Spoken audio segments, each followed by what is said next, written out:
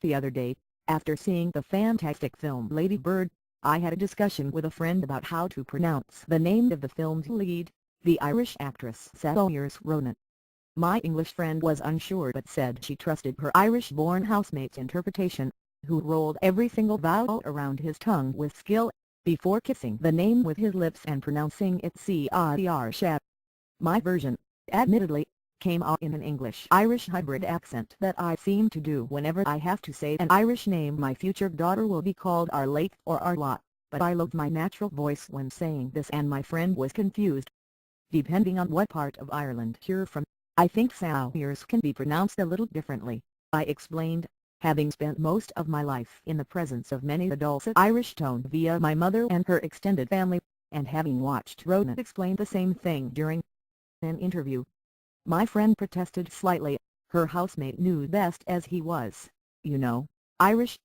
It's not the first time someone has forgotten or excluded me from Irishness, accidentally or otherwise. I am a mixed-race woman and therefore find that I often have to assert my claim to the Emerald Isle.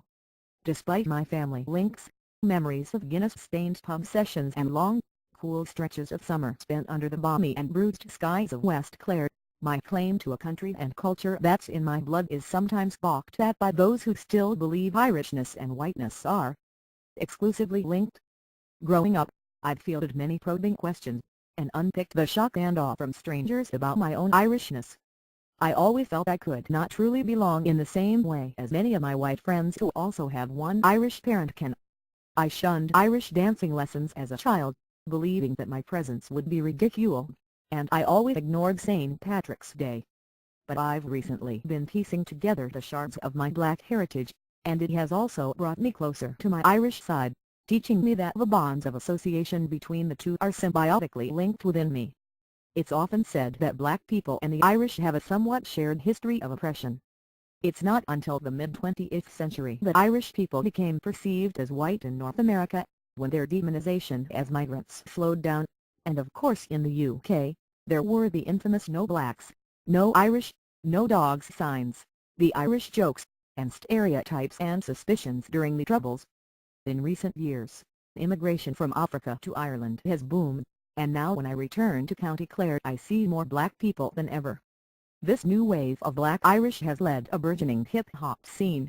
The Limerick-based group who sang the No Family last year won the Root Choice Music Prize for their debut album. One of their videos shows two of their members who were born in Zimbabwe and Togo dancing on the Burren, a vast stretch of cracked bedrock with cliffs and caves and rock formations in the background. I know that spot.